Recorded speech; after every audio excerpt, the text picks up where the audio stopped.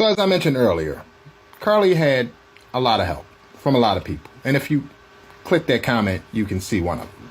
Now I'm going to replay the videos I played 2.5 years ago, just to give y'all a more well-rounded picture of what was going on.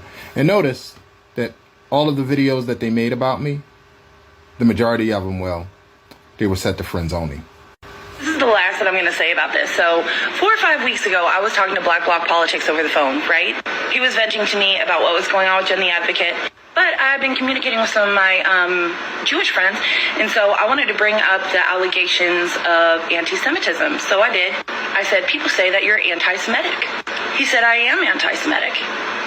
And I said, oh, okay, anti-Semitic in the way that I am inherently racist, right?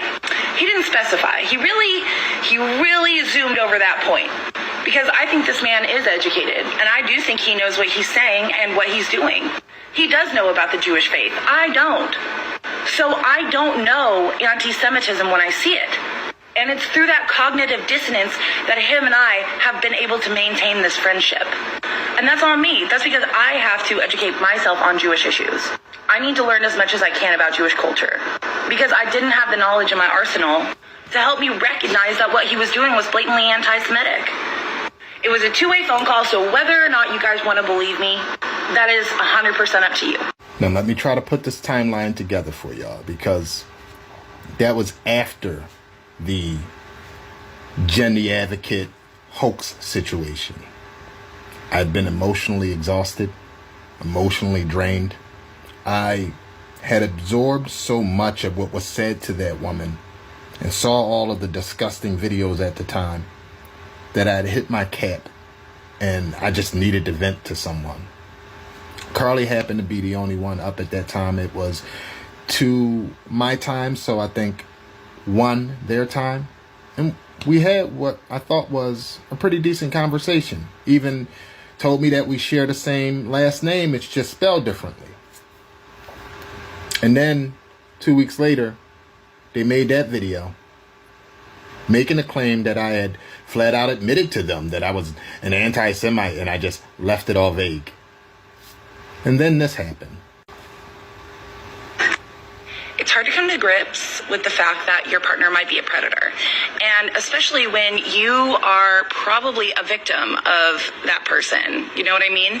For so many years that you have now become complicit. Like you let him tell you what to do. He condescends to you in front of everybody, and you just take it even though it bums everybody out. Lies get made up on the internet, right? I personally have never had the same lie told about me by, what is it like now, like 70 different people? People, like, you know, show everybody his jism against their consent on the internet.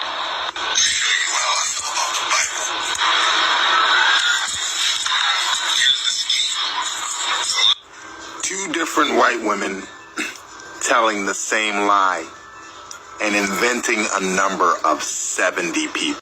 And then there's this video. So I'm probably going to have to take a little mandatory break because I'm racking up the CGVs. So real quick before I go, I just want to say one little thing. Genuinely concerned about how I'm doing. I am just fine. And if you were genuinely concerned about how I'm doing, you would reach out to me, not block me and then make friends-only content. You are 100% right. I do not give a fuck about you, Lauren.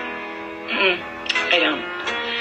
I stopped giving a fuck about you the day that I found out that you have knowingly been with an anti-Semitic man who engages in regular misogyny. And I just haven't been able to muster a fuck to give about you ever since I found that out.